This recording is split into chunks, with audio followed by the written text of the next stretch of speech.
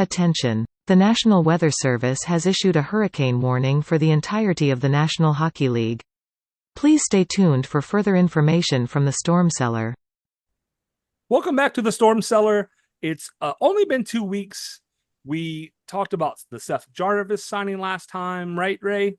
We unfortunately had to talk about Johnny and Matthew. I don't want to go into it, but I thought that the things they did for the fans to be part of kind of what happened after the fact, I thought was really amazing of the family in particular. Just a heartbreaking story.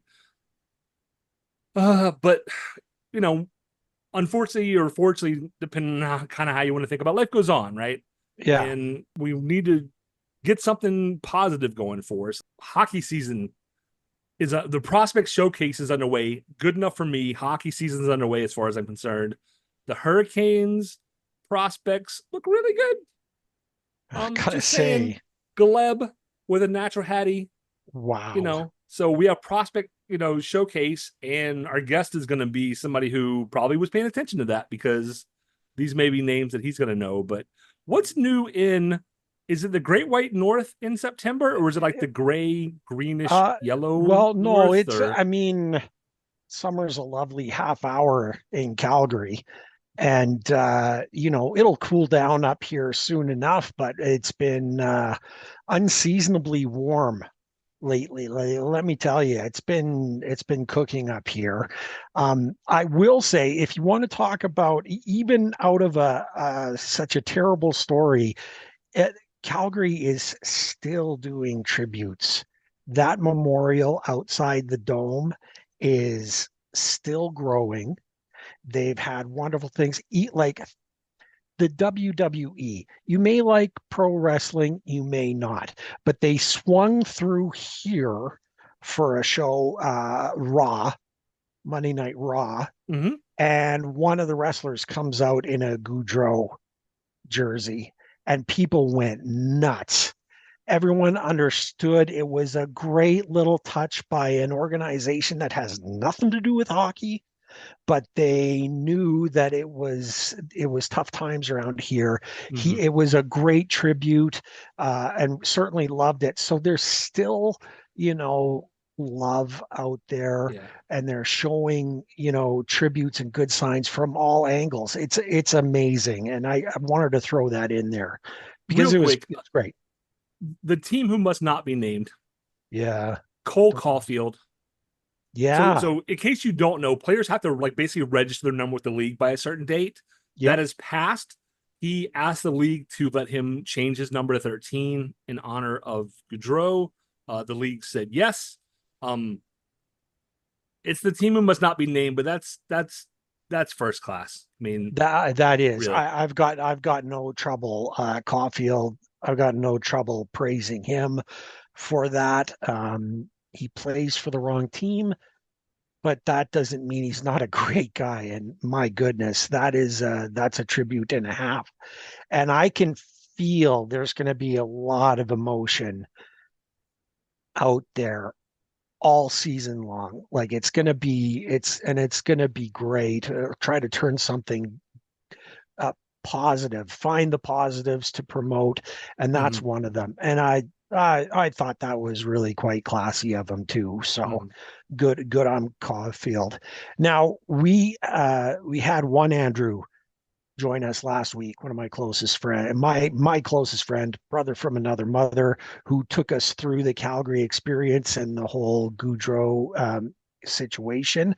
We've got a different Andrew with us today, Andrew Rinaldi, and he is a reporter, and his beat, if you will, it's not enough that he just covers the Chicago Wolves. No, he covers Grand Rapids as well. Kind of you guys in the pros cover one team, get the heck out of here. I got enough juice to cover both. Andrew, thank you for joining us today in the Storm Cellar. How you doing? Wow, what an introduction. Thank you very much. There you go. Yeah, doing great. We got that, hockey season is just around the corner here. This is my element, I'm happy to be here and ready to get this season going. Nice. Well, we're going to get the show going the way we always do. All of our guests, we take some time to find out what they're all about, their hockey history, if you will, who they like, how they got going, and we're going to open the floor to you. You've got a seat in the cellar with us. Tell us your story. How did you get into hockey? Are you a lifer? Did you turn on to it? You got favorite teams? Give us the details. For sure. So I grew up basically on the crack steps of Joe Louis Arena in the glory days of the Red Wings in the 90s and everything. I have, a signed Stanley Cup puck here from Darren McCarty just casually chilling on my desk. So, Nice. my love for hockey was pretty molded pretty early in my life. Watching Hall of Famers after Hall of Famers climbing over the boards tends to do that for you. Um, but as I grew up, and graduated with an English degree, going into teaching and everything. And as COVID came around, I saw an opportunity to kind of branch out with my love for writing and kind of mix it in with my love for hockey as well. And an opportunity in the minors showed up. I originally, because being from Metro Detroit, wanted to cover Grand Rapids because not only are the Griffins the closest team here for us in the A, but obviously the pipeline going to Detroit was only natural. At the time, that position was filled, but I was given a chance instead to cover Chicago. And knowing Chicago's history and everything, having family in Chicago, making it a little easier to get over there, I was like, yeah, yeah, sure, that would be awesome.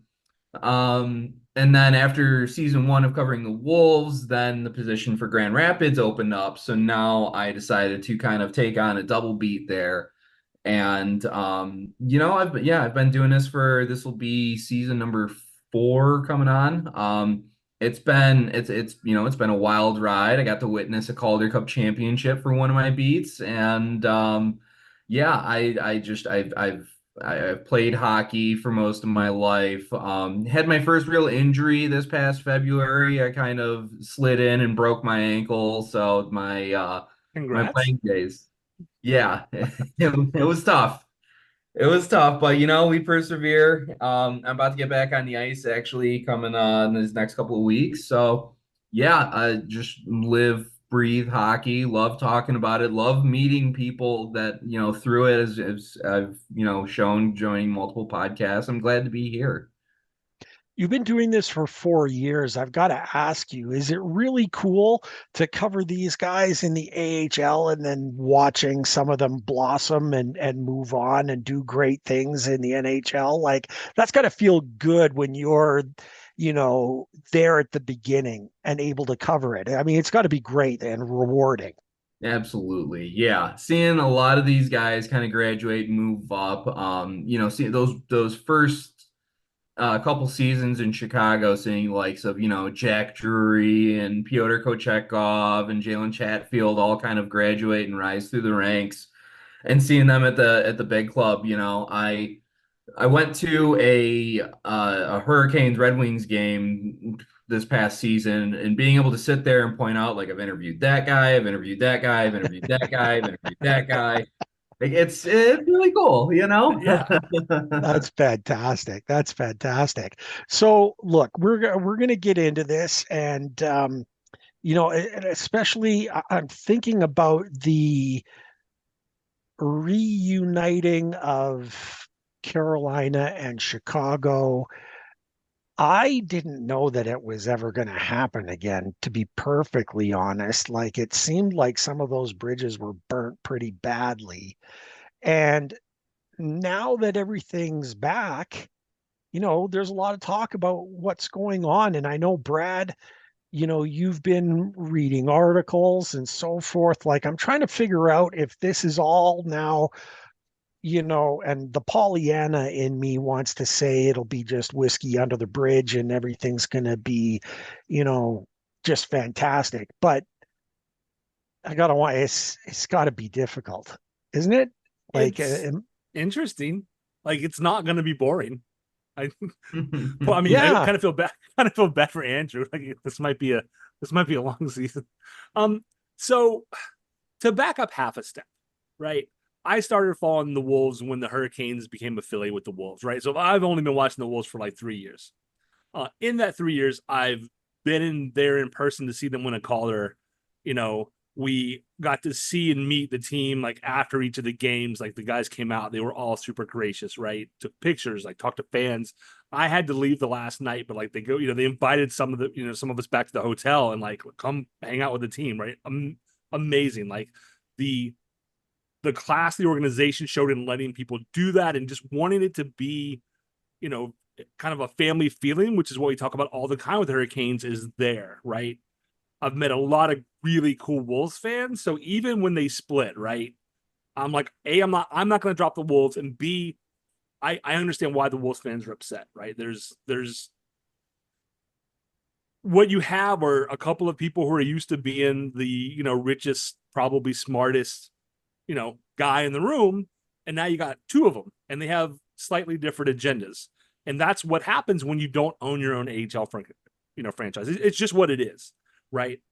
In our case, to break it down a little bit, so if you're a Wolf fan turning in, I shouldn't say a Wolves fan turning in to this, the reality is that like last year was a down year and Wolves fans showed up. Like you guys want to have a team on the ice that you can be proud of, that you want to watch, that's fun, all those things, right? And so that to me though is the same thing I as a Hurricanes fan want, even if I don't care about the Wolves as its own entity, because we're going to start sending the folks from the rookie showcase, right? You could see guys like Nadeau, you could see Fuss, you could see some of those guys down in Chicago. And for there to be problems in Chicago, be it the article we're going to talk about with a practice facility or coaching, or, unfortunately, I know they had a turnover with the head trainer, I think it was. Kevin Haser, is that right, Andrew? I don't want to mispronounce it. Kevin Kaser. Yeah. It is Kaser. Okay. Wolves, I mean, I get Wolves fans, right? Like these are your people, and now like Kaser's gone, and a new guy's coming in, and I see people like Tom Dundon is cheap. So for Wolves fans, I'm on the Hurricane side, but I'm also on your side. Like I want this to work for everybody. I want everybody to come out of this with a Stanley Cup championship and a Calder Cup. That's ideal for me. What I want Wolves fans to know is Tom Dundon is not cheap. He is spent to the cap every year. He has plans in place to bring in, they're going to be expanding the area around. They're going to invest like $800 million or some ridiculous amount of money to expand the arena and stuff around. They are paying the coaches. We have 4 or 5 guys now in 8-year, very expensive deals. Like he's not cheap. But what I will say, for good or bad, is he's not going to spend money on anything that doesn't directly contribute to wins on the ice. Right? I'm still upset about his contract with Chuck Caton. I don't like the way that they dealt with John Forsland, but those two guys do not directly affect the on-ice product. And Tom said, I'm not going to spend money there. I'm going to spend it on something that will affect on ice, right? For Canes fans, I know there are Canes fans who are like, forget the Wolves fans, don't care about them, whatever. Like, you can't do that because the Wolves are going to be 50% more or less your players. So if they stink or there's friction or they're not playing well or there's a coaching problem or facility problem, that affects Hurricane players' development. So whether the two groups who are hopefully listening to this like it or not, you are tied to each other this year, baby. So we need to get through to love each other. Yeah. You don't have to love each other, but you at least need to understand the viewpoint of the other side and go, okay, I see where they're coming from, and try and make it work, right? So I've wanted to get Andrew on for a while now. I started off on Andrew when the Hurricanes connected with the Wolves, right? Selfishly, I did kind of ask him when I saw Tony's article, and hopefully I won't kill Tony's name. Tony Androkidis, yep, I believe is correct. Yes. I would love for Tony to come on the show, and it wouldn't be a hatchet job. Like, I don't want to just like get him on and yell at him. Like, that's not what we do. But I would love to hear why he writes the way he writes. And luckily our good friend of the show, Deb, pointed out, just to kind of get to the heart. I don't want to go through his whole article, but the short version is the Wolves have a practice facility, right? It's paid for. It's all done. The Hurricanes can't use it right now because the Wolves think the Hurricanes should pay for it. They're like, you should reimburse us, right? Because all hockey costs, all hockey operational costs are yours. I get that. I actually agree with them on this issue. That's a cost. Like Tom Dundon is worth $3.5 billion. Write the man a check. I don't know how big the check is, but it ain't a lot. I mean, you can buy an AHL team for millions, not billions. Like, write them a check, right? I'm Wolves fans. I'm on your side with the issue. What I take issue with is when Tony wrote his article, and I'm going to try and find the actual part here. He says, the biggest issue is AHL operations. It's basically as soon as the Hurricanes took over, they got rid of Wendell Young, the GM. And what he actually says here is the Hurricanes' first move was getting rid of Wolves GM Wendell Young, followed shortly thereafter parting of ways with longtime athletic trainer Kevin Kaser. Now, that's one way to put it. If you read that, you go, wow, they fired those two guys. Yeah. Is there, unless you know what happened, is there any other way to interpret that? There's not, right? No, not really. What actually happened is they promoted Wendell. Yeah. And made him what was it, president or vice president? They gave him a promotion.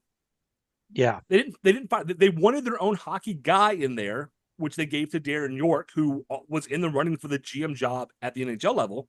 Yes. So it's not like they put in a non-hockey guy. This isn't Arizona Coyotes. Like the owner's not putting in his son to run hockey ops. They put in Darren York. Yeah. The issue I have with the article and the first article Tony wrote back about the split is it's very slanted.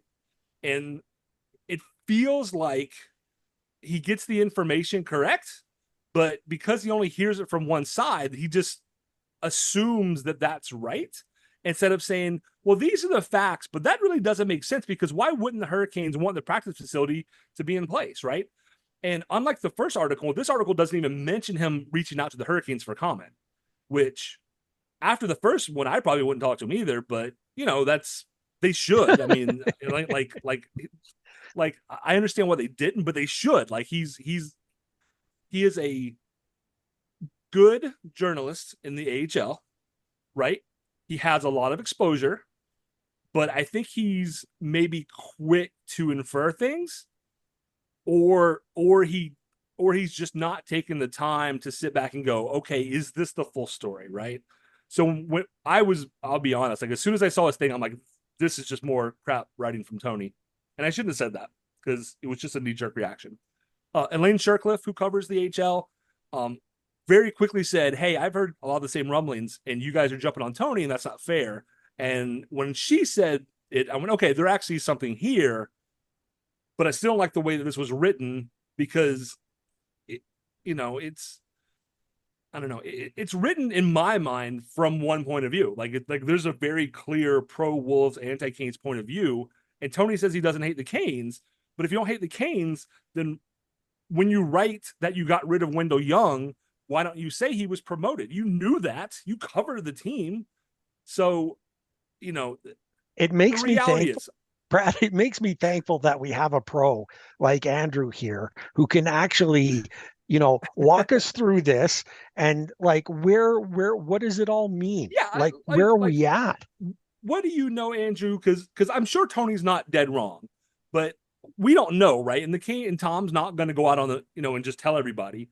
But we'd like to know, what do we know? And then in my mind, this is a contract dispute. Tom thinks that the contract means the Wolves should pay for it. The Wolves think the contract says that the Canes should pay for it. The reality is it's going to get fixed. But then how does it get fixed in a way where they can continue having a good relationship going forward? Because no offense to billionaires, but billionaires be crazy. And a lot of them have egos. So this can go one of two ways. They can either make it work and they both see this strictly as a business thing and they don't take it personally and everything's actually fine and it's really not a big deal. It's just business. And some guys can do that. And then some guys take it personal. And for better or for worse, I feel like Tom might be one of those guys who takes it personal, which we saw with like the KK offer sheet, for example. So I worry if this goes south, is Tom, is Tom going to get his haunches up, regardless of what the Wolves say. But Andrew, can you shed some light?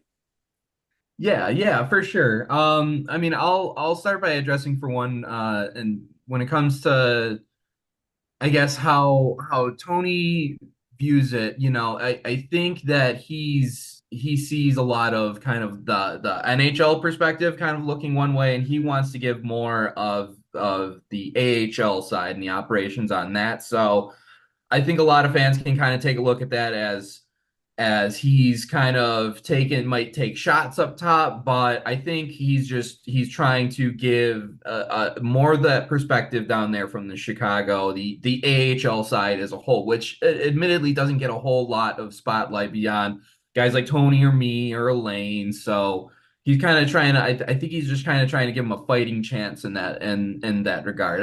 Albeit he does make his enemies here and there, and I won't say that we all don't, but and when you have a situation like this, and I think you kind of saw the writing on the wall of how this was going to go down as soon as they announced affiliation was happening, like reaffiliation, I should say.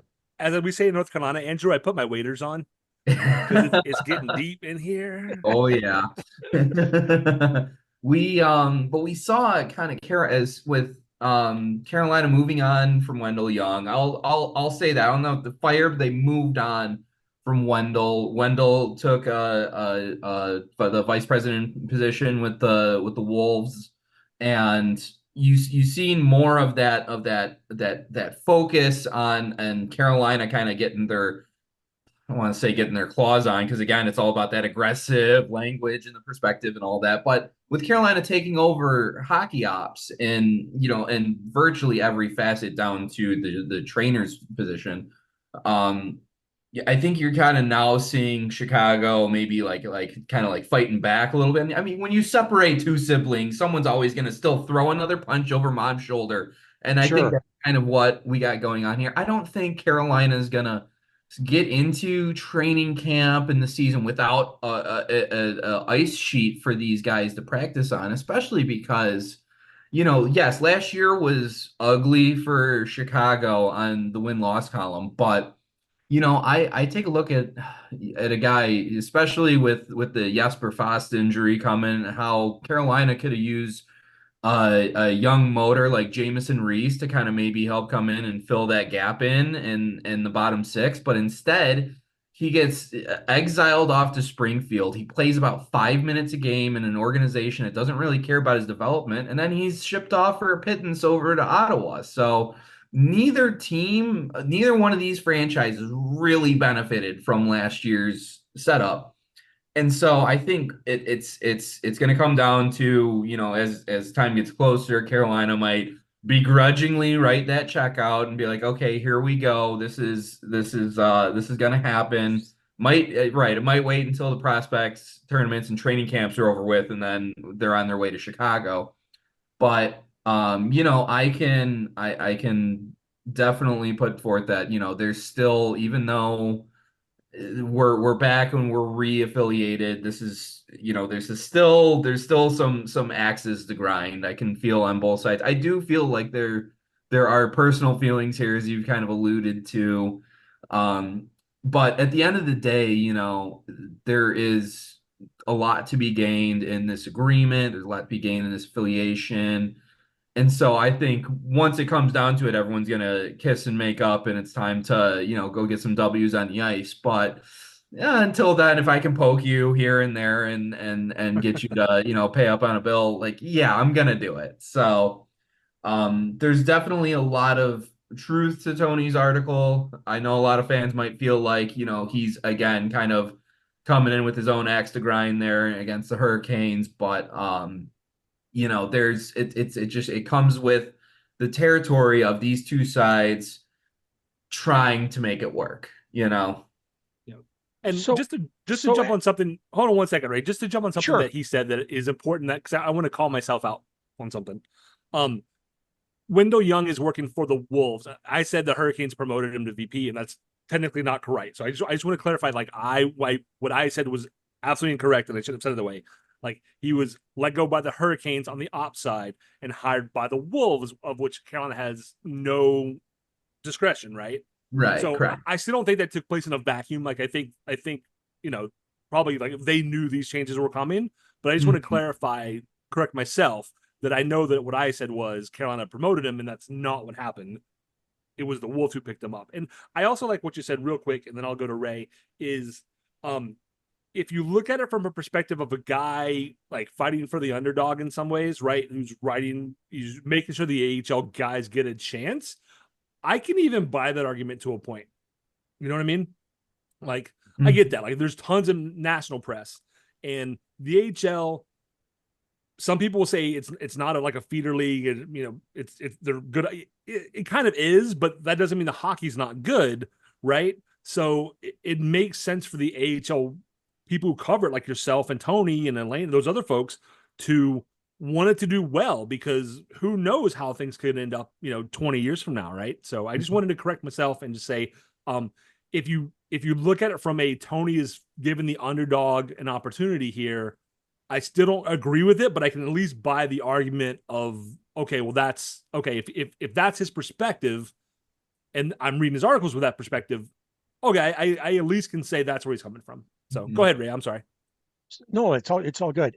Andrew, so you cover two different franchises in the AHL.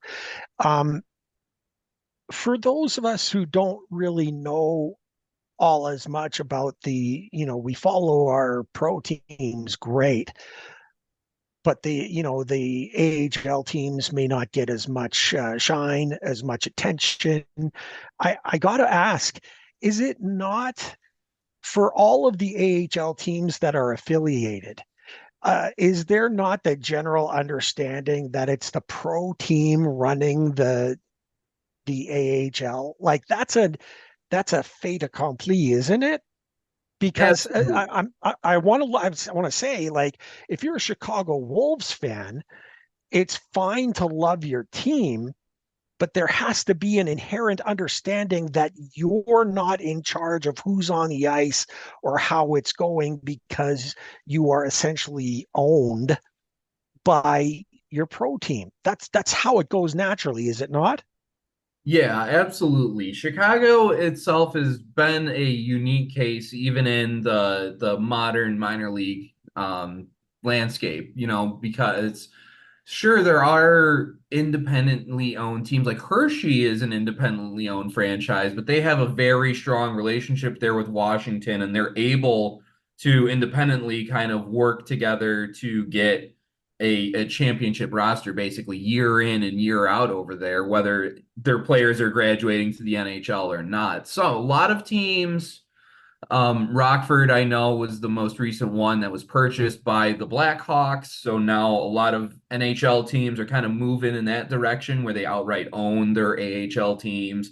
And that way you kind of don't really get this kind of friction. But I mean, the history of Chicago, the Wolves going back into the 90s was always with, Don Levin wanted this team to be competitive and can go for championships every single year. So it's kind of shows, for as long as I can remember, they've been affiliated with Atlanta, they've been affiliated with Vancouver, they've been affiliated with St. Louis, they've been affiliated with Vegas.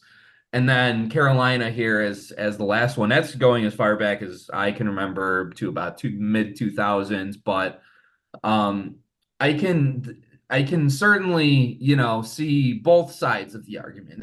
In this league, primarily is to get a lot of these young kids to get acclimated to the pro game and the habits of pro hockey day in and day out, so that way they can take those to the NHL above.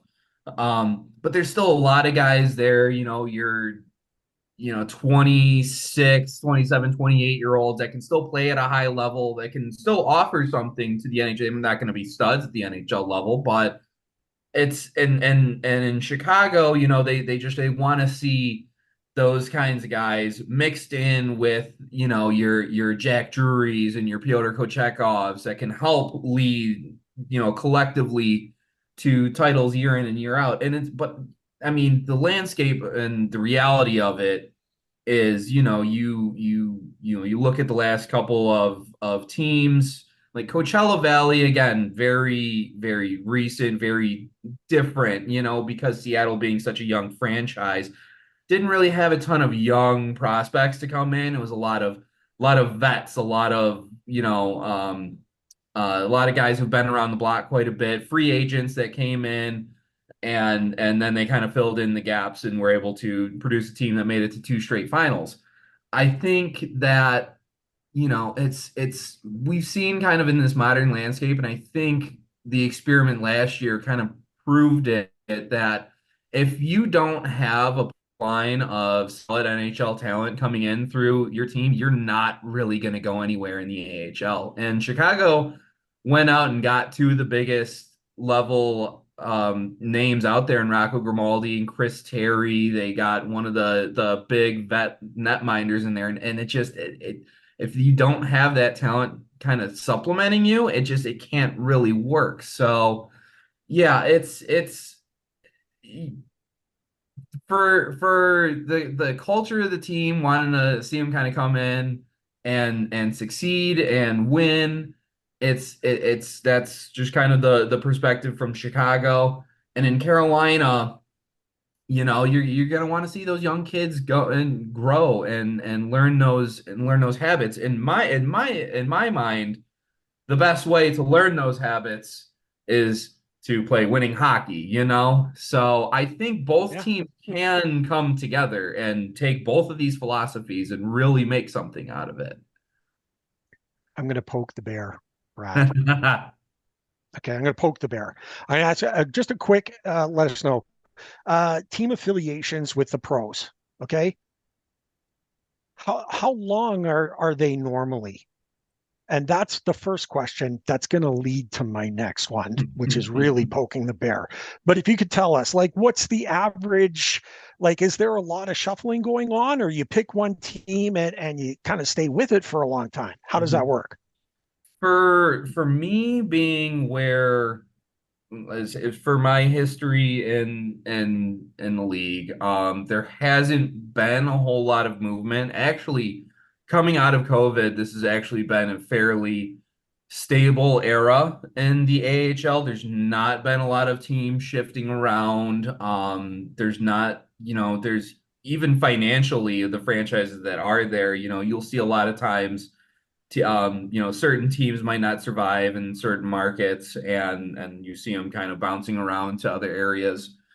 But I mean, I can't really think of too many affiliation changes beyond, okay, Seattle had Charlotte, but that's because they were a brand new team. Then they pick up Coachella Valley, and Coachella has been, an incredible franchise there for them.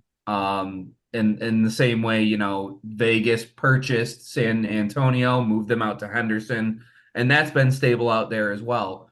A lot of other teams, like I said, they own their affiliates. I don't like Detroit doesn't own Grand Rapids, but again, they have a solid enough relationship where I think they've been the primary affiliate for the Red Wings for at least 20 years, I want to say.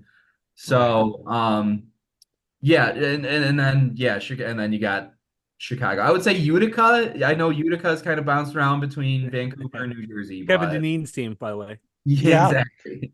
So Brad, I'm going to come back to you after this, but this is really poking the bear. How many teams did you list that Chicago had worked with in the past? Since I'm going back to I want to say since around like 2009 because that was when I Okay, really got into the NHL series and I started to perfect. understand the affiliates. You got Atlanta, Yeah. then it was Vancouver, then it was St. Louis, then it was Vegas, and then finally Carolina. So that's a five Okay. since 2009. 5 since 2009. Does that not indicate that perhaps part of the issue is Chicago and their front office and so forth is not as easy to work with? I mean, if they flip if they flip that many NHL teams, maybe there's something there. I mean, we don't want to accuse Chicago of anything, but look at the numbers. Like, that is a lot of teams to trade with. And then I'll go to Brad. You can answer this after. Brad, why in the world did the Hurricanes drop Charlotte? That was the most natural, reasonable, perfect fit, nice and close. I have an answer Travel too. issues. I mean, it was okay. So great. So start with Andrew. Is it fair to say maybe Carolina has, a right to be annoyed because this is what they're dealing with? Look at the history in Chicago. Sorry, it's poking the bear, but I got to know. I mean, you definitely figure, when you have, I'm just trying to think of a family-friendly metaphor for this, but when you have a lot of past partners and all of that, like, understandably, there's going to be some questions raised there, and as we saw kind of with them going independent with completely no affiliate, I think in the organization, there's still a lot of like that old school, like, I'm talking like IHL, old school minor league hockey mentality That's involved going there. way back. Yeah. Oh yeah. And yeah, I find it so wild that like Charlotte still uses like the Hurricanes themed jerseys and everything from their affiliations, but they're not affiliated with the Hurricanes. It's I Florida. know. So Brad. So Brad, yeah. where are you at with this? So I was laughing when Andrew was speaking because he's listing those teams, and then you asked a question. I was dying because the Hurricanes have had 6 AHL affiliates. Like, so there it is. Now there's a 32 team AHL, a 32 team NHL, right? So it's all evened up. So most clubs own their affiliate, which means the ones that don't, if you drop yours, you don't have somewhere to go unless somebody else also wants to drop theirs, right? And that's what the Hurricanes found out last year when Chicago was like, "No, we're done," and they're just placing people. So it should be really hard to move amongst the teams now, unless two teams kind of, I don't, collude sounds like a pejorative, but I just mean collude as in, hey, this isn't working for us. Oh, you're not happy with yours. Hey, yeah, maybe we can, maybe we can both do something that's beneficial, right? But the Hurricanes have had the New Haven Beast. The Cyclones from Cincinnati were technically IHL. Lowell Lock Monsters right up the road from me, right? The Albany, Charlotte for 10 years, and Chicago. But the Charlotte one's the only one that lasted 10 years. So I was laughing because I'm like, I think what you have here are two ownership groups that, and most of this is like Peter Carmanos, not Tom Dundon. Yeah, But you have true. two ownership groups who are like, I want to do it my way. And somehow the Wolves and the Hurricanes came together, and you have two people like, I know what's best for my club, and they don't agree, right? But the reality is that what is good for the Wolves is good for the Canes, and vice versa. Like that should be established. If these guys swallow their egos and work it out, like I said, that the ego portion is what I worry about. If they can put egos aside, this will be fine. Chicago's going to have a much better team this year, and I don't know if I would say that they're going to compete for Calder Cup, but they're going to be a talented team, right? This isn't going to be the 2022 team that was just stacked. I mean, they were So better what than we're some NHL teams easily, quite frankly. Mhm. So, and as far as the Charlotte Checkers go, it seems to have come down to money. I mean, I think, realistically, once again, Tom isn't cheap, but Tom's not buying designer jeans, right? Because designer jeans don't help Tom do X. But if a big expensive thing will, that's what he's going to spend money on. And I think Charlotte was seeing, the increase, and they probably wanted more money and they wanted to renegotiate. And Tom's like, that's just too much. I'm not paying it. That seems to be, as far as I know, and right, this will get posted to social media, which means if I'm wrong, we will 100% find out. But that was what the rumor was. That seems to be what was going on.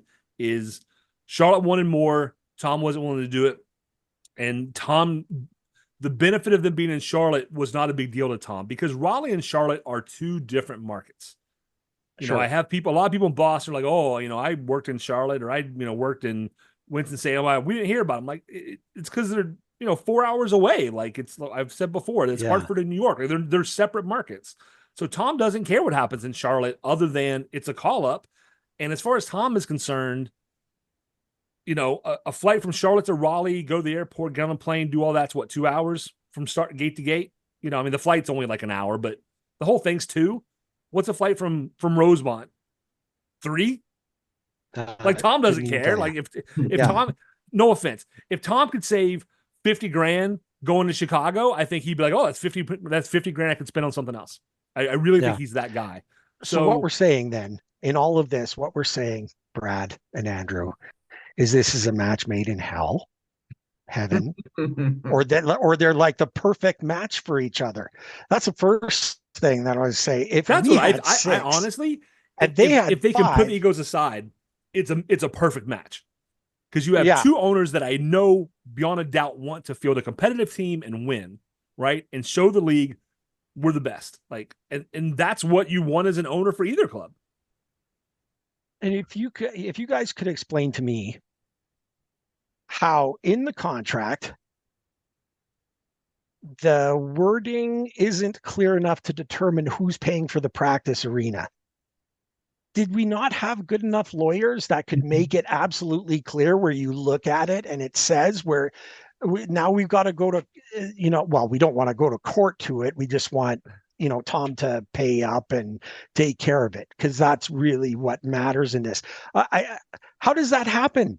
How does this contract? Can we just blame the lawyers? I'm cool with that. I don't want to blame anyone. There we go. The lawyers messed it up.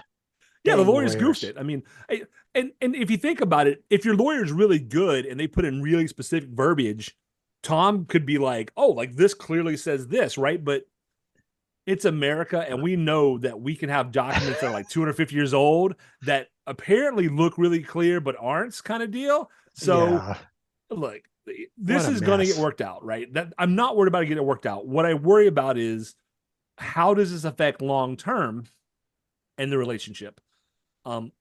It's cool when like the Wolves fans and Hurricanes fans are both pulling together because you see that in places like Coachella, you see that in Hershey, you see that in, all across. Admirals fans, right? Milwaukee, like everybody's pulling together, and Hurricanes fans can known to be a little chip on their shoulder-ish because we've been the butt of the joke of the league for a long time, and we don't always react well when people start pointing fingers. And this is a case where, and I did the same thing, right? Like I said, I saw the article and I'm like, oh God. And the reality is that, okay, the article may not be what I like, but the facts are still kind of the facts. So I'd love to get them pulling in the same direction because it's the only way that the Wolves are going to be successful. And barring injury, the Hurricanes can get by without the Wolves in some ways, if that makes sense. Like last year was not ideal, but the big club didn't suffer so much, although the development of our younger players suffered. But that's like future, that's like future Tom Dundon issue. That's like Alex, who I don't know if Alex is a show, but Alex is a good guy on Twitter. Friday, Alex leaves the work van dirty because that's a Monday Alex problem.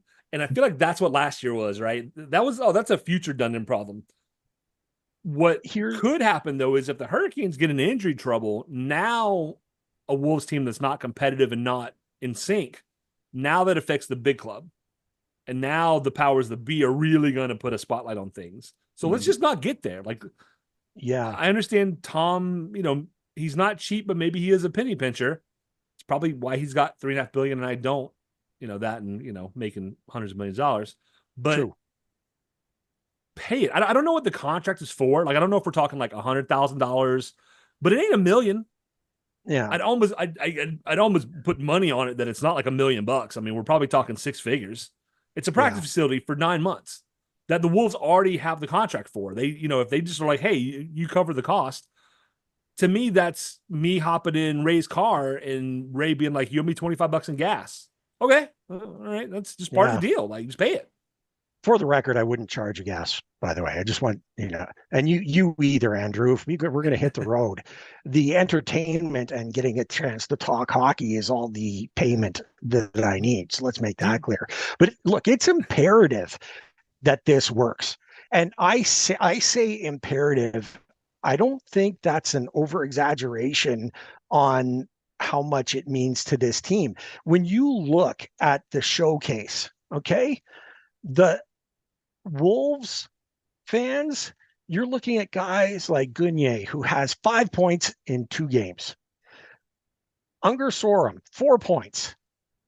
Trakazov, 3 goals, a natural hat trick yesterday. I mean, we've got Lavoie, Morrow, Blake, all of these guys. We can't bring them all up.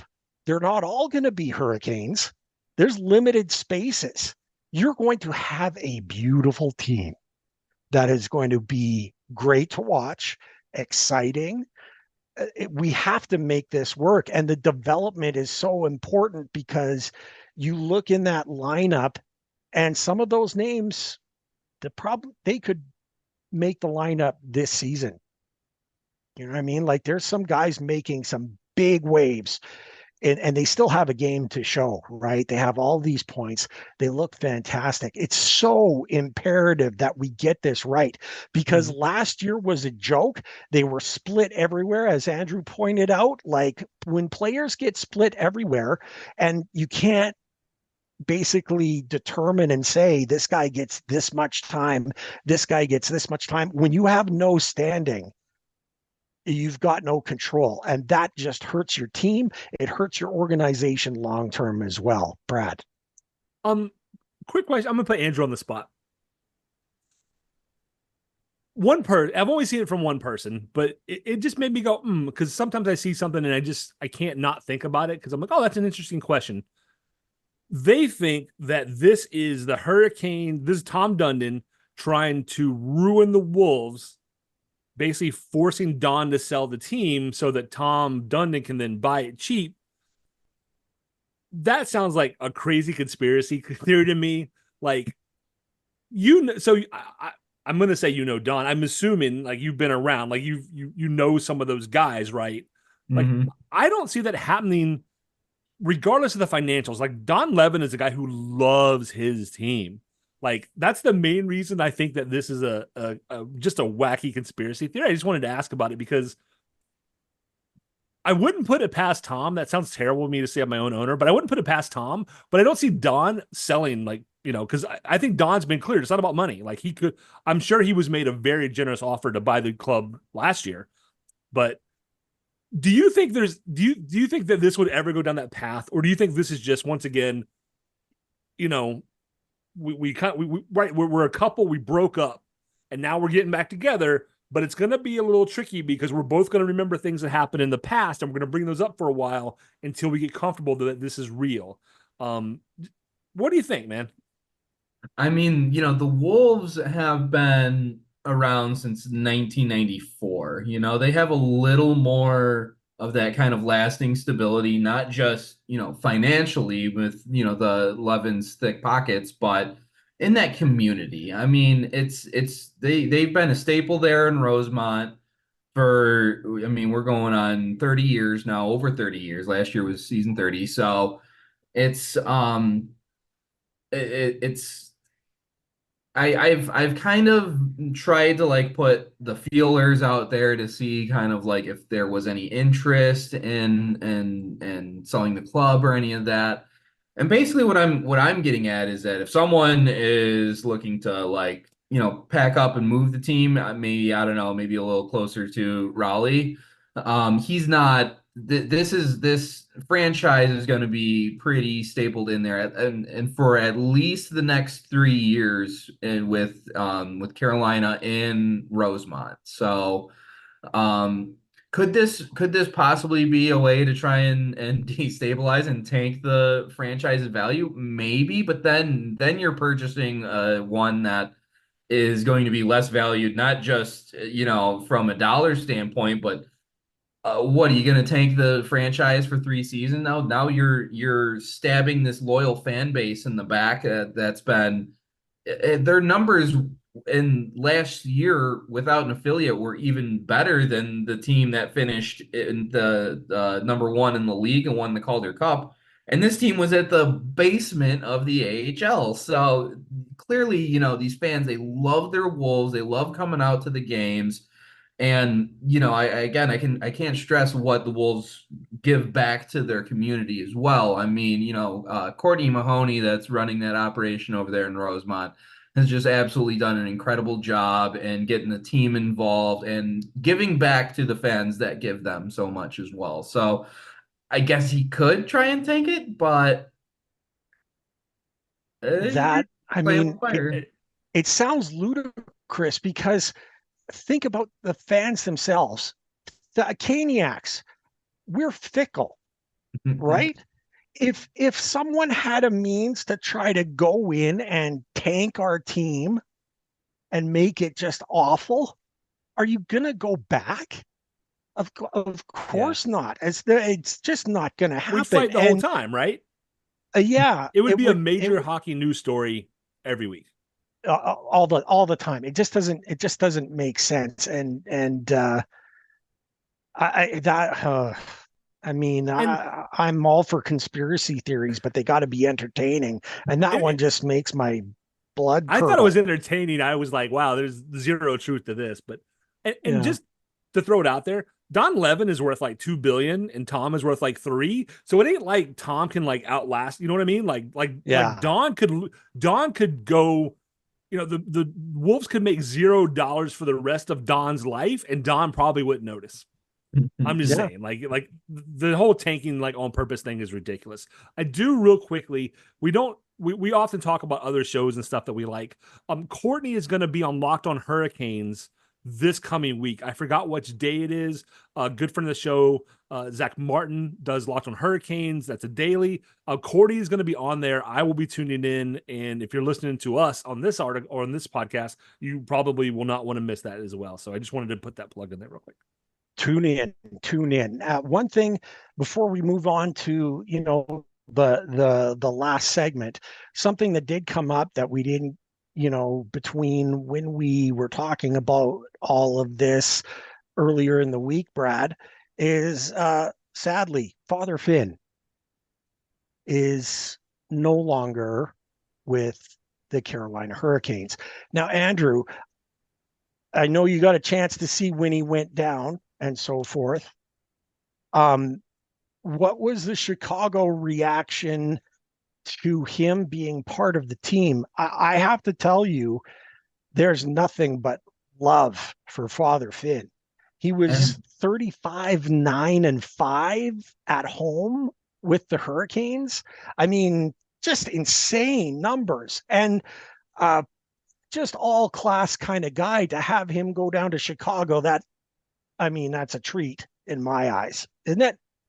Oh, absolutely. And he was received very warmly by the fans. And I think he enjoyed his time down there. I mean, I naturally, as a professional, it can't be the greatest feeling to go down to the minor leagues from where you're at, but he handled himself with grace. He handled himself like a professional. And, I love going to Wolves games and afterwards.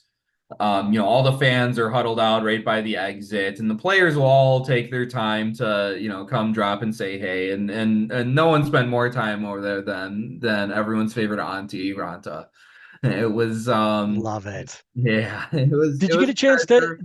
did you get a chance to talk with him, interview him at all? Like, I did not know. Unfortunately, everything I got is secondhand accounts because that was shortly after my ankle break, so I was not. oh, right. Yeah, I wasn't in traveling mood for a while, so Yeah, no kidding. But yeah, that is it's tough to see him go, but I mean, mm. on the harsher side, I mean, it was time for him.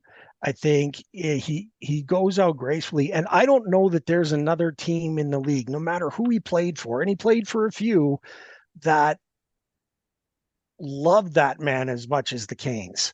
I Mm. That sounds like uh, it sounds grandiose at times, but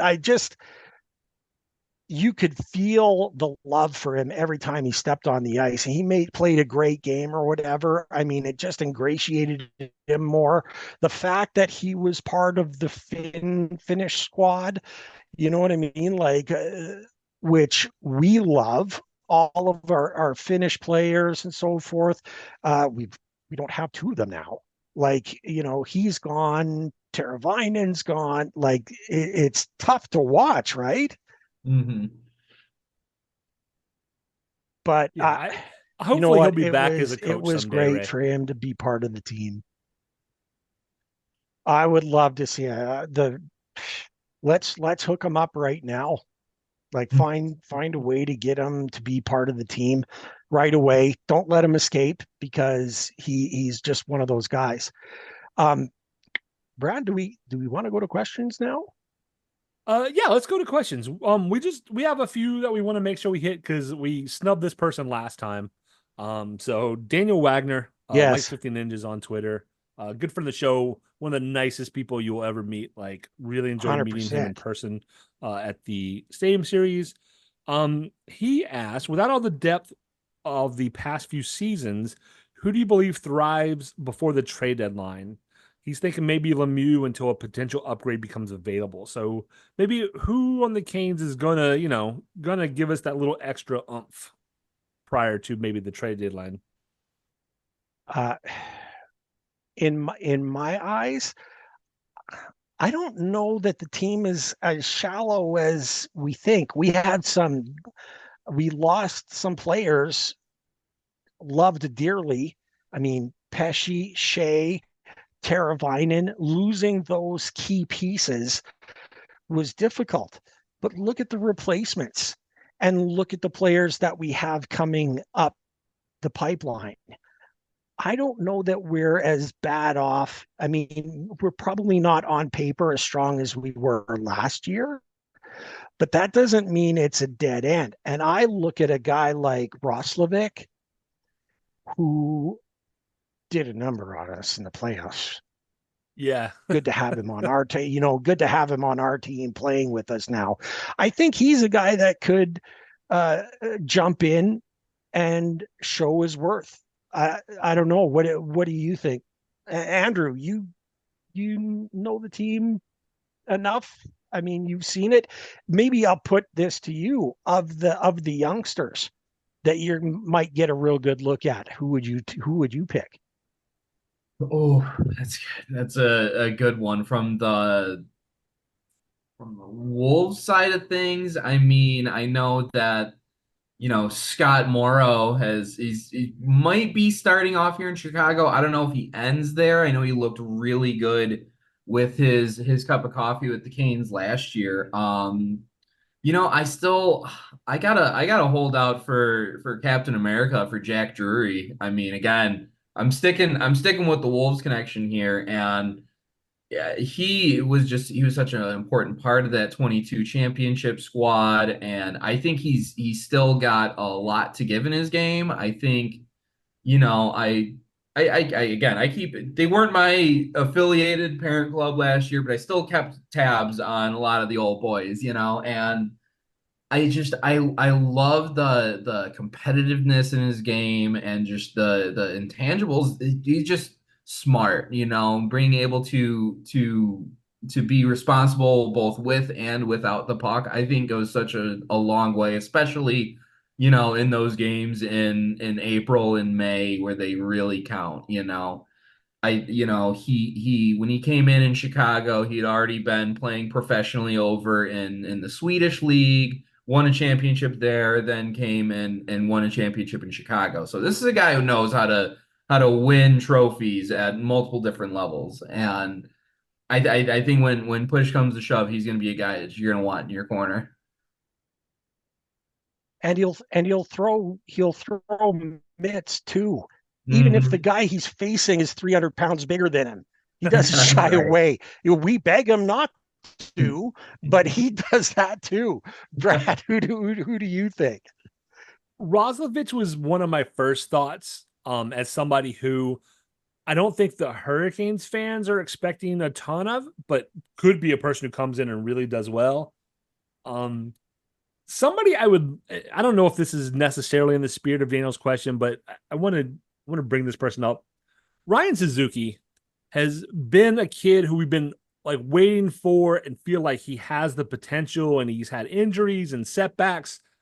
I would love for this to be the year that he catches on, be it here or I've said before. I mean, he's a young kid, right? He's only 23, but if he's far enough down the depth chart here, give him a chance somewhere else, because I feel like he deserves an opportunity somewhere, and that could be here, it could be somewhere else. But like I said, not exactly in there, but I could see, him being the kind of kid who could maybe come and take a step. And, at the trade deadline, okay, well, maybe he's down the depth chart, but he's a guy who maybe another team would say, hey, we need a kid like that, right? So he's kind of a victim of circumstance, isn't he? The way he really the is, I lineup think. it's really unfortunate. I had an honorable mention. Actually, there's a couple of honorable mentions that I was thinking of. Carrier on the fourth line. Yeah. I see, and he might even sneak in front of Lemieux. Make no mistake, I love the way Lemieux played last year. And he was solid, made great contributions every game that he played, but he spent a lot of time in the press box. And I think Carrier is someone who plays strong enough and has got that grit and determination and a little bit of nastiness in there.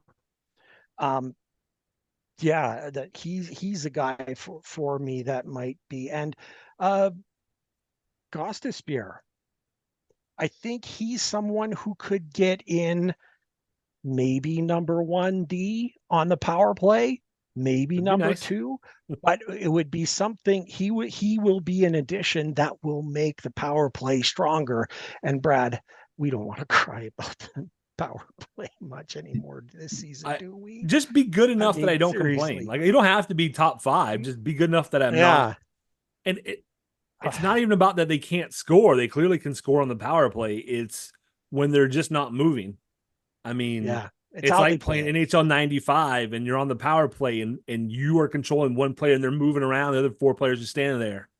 That's what I don't want to see. No movement on the power play is one of those things that just, it's an idiosyncrasy that I have. I just can't stand it. So, And to Andrew, follow what did up, you think go of? ahead. Oh, okay. I was just going to I ask said just Andrew what he thought of Ghost Bear in Detroit. oh yeah, no, go for it.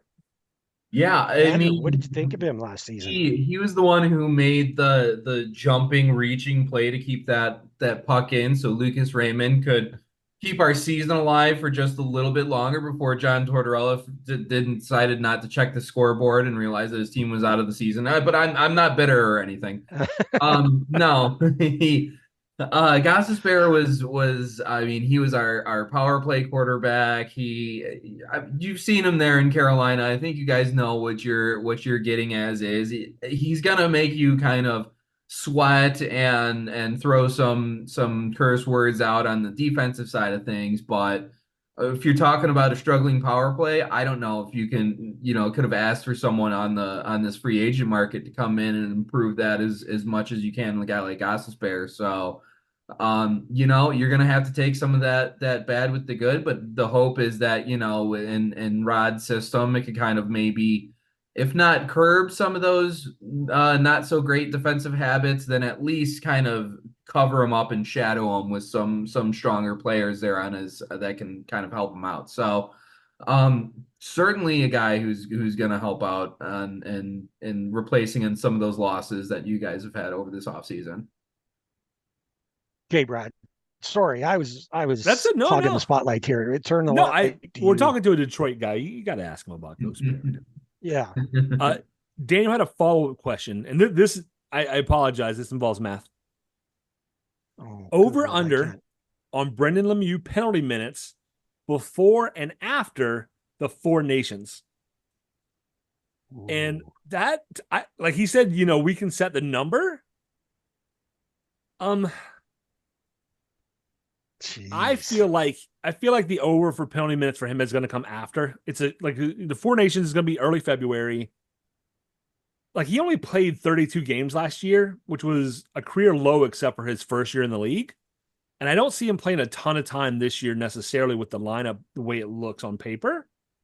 But as we get toward the playoffs and the Canes need to remind people that they're not pushovers, I expect him to be in there. And you've said it, like Brendan Lemieux, he wasn't a standout last year. I thought he played very well. I think he did the things that they asked of him, and he's not scared of anybody, for better or for worse. Like, it sounds, it's like the macho thing to say, like, oh, he's not scared of anybody. But at the same time, it's like, dude, Andrew mentioned Jack Drury, whom I love, and who was just an awesome person, like signing autographs and things after the Calder Cup. I don't want to see Jack like get up in the face of any more like 6'4" guys. Like, please don't do that, Jack. You make me nervous, dude. Scared the life out of us. Let Brendan do that. Like, don't. Yeah. I appreciate your team toughness, and I know you can handle yourself. You've shown it, but like you make every time you give up a full head and height, you make me nervous. So, Brad, so if we take last year's number of times on the scoreboard or on the score sheet and playing in the games, it was 32. Yeah, he had 64 penalty minutes in 32 games, so he was averaging 2 a game. Yeah, and that's kind of where I was going. If it were Vegas talking about the over/under number, I think they probably put it at about 65, maybe. And that. But I don't see. So we'll say 65 as the over/under number, 65.5 or what, I don't know how they figure. But if I'm saying that's the number, I don't think it will be over. It will be under for the whole season. I'm going to just say for the whole season, if it's 65.5 penalty minutes, I'm going to say that he's going to be under, and that's only a result of the number of games he plays. The lineup, he may not need to come into those spots. And look, Carrier is a guy that can do that stuff too. So unless there's an injury, that's when Lemieux gets in, right? So that's where I see it. That's a tough one. I'm not a gambler. Gamble responsibly. If you guys are thinking about gambling, you Caniacs out there, do it responsibly, please. Don't listen to us. I don't know what the hell I'm talking about. Thank you. I count myself at like $1 a game. So this I'm going to give this one to Andrew because it concerns the Wolves. And excellent. I'm going to let Andrew answer this however he wants because I'm sure this person was being facetious, but I'm going to ask it anyway. So Ted Gruber would like to know, how close is Levin to selling the team? I think the answer is 0. Like there's no chance he's selling the team. Like just as close as he was last time we were talking about this about 15 minutes ago. Yeah, Levin's not selling the team. It's not, and I don't even know if that's not a person I recognize the name. So I don't know if they're a Canes fan or a Wolves fan. I assume they're a Canes fan or a non-affiliated party. But no, I think he's not Ted. I think Ted's from the Chicago area. I think he's like Rockport more than Rosemont. Is he a Hogs fan? I bet he's a nice Hogs fan. I mean, I know he's a Blackhawks fan, but there's a lot of overlap in there that Rosemont being a little closer to the downtown area than Rockford, so yeah. No question. I love Courtney, who we've had on, who Center Ice Pod is her podcast. She is a Blackhawks fan, but she is a Rockford fan through and through. Like, so shout out to her. Hope you're doing well. Indeed. This has been a great show. Andrew Rinaldi, thank you so much. You can tell, Brad, you can really tell when you got a great guest who is on point and knows his stuff. You know that the work that he does is clearly great and well worth checking in on. Andrew, thanks for joining us. Can you please tell everyone how they can follow you and absorb that knowledge that you share all the time? Give it to us. Thank you guys. So the website that I write for is called The Calder Times. We cover all the entire AHL and everything going on at that level for all of the followers of young prospects out there. You can also find me on Twitter. I'm at Andrew_Rinaldi and then one more underscore. So apparently there's another Andrew Rinaldi out there that took my name, but I post all my articles on there. I enjoy live tweeting during the games, and again, as I've mentioned before, I've really, I've been able to reach out and meet a bunch of great people across the entire continent, honestly. And I love talk. It doesn't matter really in what capacity it is. I love talking hockey. And if someone wants to talk hockey or has a question about young players or the game or wants to throw a troll out at me, like I'm all for it. I love it. I love the fans. And that's really kind of like why I do this, is to kind of give back to everyone. And it's been a really rewarding experience. And I'd love for everyone to be able to share that with me. That's great, Andrew. But where do you stand with the team that shall not be named? He may not know who that is. I'm kidding. I'm kidding. Well, we I'm did kidding. mention Caulfield, I'm who kidding. was named. So Yeah, no, I could understand where you were. As soon It's as all- like, I had to connect some dots, but as soon as I figured it out, I was like, oh boy. Look, I'm taking a road trip to Maine in a couple of weeks before the season starts. Now, so I got to be Nice. on good graces with the people of Montreal. I can't really say anything on here. I understand. I understand. It's the price you have to pay for the good jobs. Brad, this has been fantastic, hasn't it? It I has. love episodes. It's a little bit different episode maybe than normal, but it's. I think it's easier to on social media. It's hard to go back and forth and have real discussions, right? That's one of the reasons that we have a podcast, is so we can ask people things and learn about who they are and what makes them tick. And it's cool to see somebody who got an English degree and was like, oh, I'm going to teach, and like, oh, I'm actually going to write, and and is. I mean, I found Andrew that first year in 2002, I think, when with the Wolves, and was listening to you. I think you were a guest on a podcast then, and I was like, oh, like that's cool. Like, and this guy seems to know his stuff. Super nice. I would love to make the trip up to Rosemont this year. I don't know if it's going to happen, but the Hurricanes play Chicago, and then within a couple of days we have a Wolves game at home. So would love to do that, but we'll see. That's in the cold part of the year, but you guys are south of us by just a smidge. Like, I mean, There you like go. the width of a Sharpie on a map. Like, it's not much, but but you guys get a lot more snow than we do in Boston. The Great Lakes really, you guys get hit. The lakes they're very unforgiving during the gray months. Yeah, Man, I would like to see them, but maybe not in winter. Exactly. They're awesome to be at in the summer. It's just it's a little gray when you get into the burr months. Yeah, maybe maybe the Wolves will compete for a Calder, right? And I can come up for a home game. That'd be really dope. Or that would be. I'd love for them to play Springfield again, because that's a hop, skip, and a jump. I made a friend with one of their staff who does season tickets, and I'm like, I'm not interested. Like, I'm a Wolves fan, but like, you have a great arena stuff. He said, if you ever need anything, let me know. I'll hook you up. I was like, that's absolutely, like, that's awesome. So all props to the Springfield Thunderbirds as well. So Brad, I know that we close the show the same way every time, but I've made an executive decision. Ooh. And we're going to change things up only slightly in the spirit of what we are hoping for in the very near future.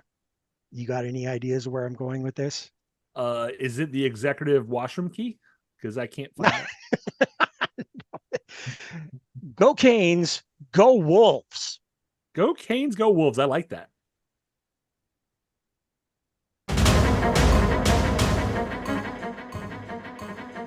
Thank you everyone for tuning in. Ray and I greatly appreciate your support in helping us produce an informative and fun podcast. As always, we'd like to say that we believe hockey is for everyone. Whether you're a Caniac or a bunch of jerks, doesn't matter, as we're just a couple of jerks anyway.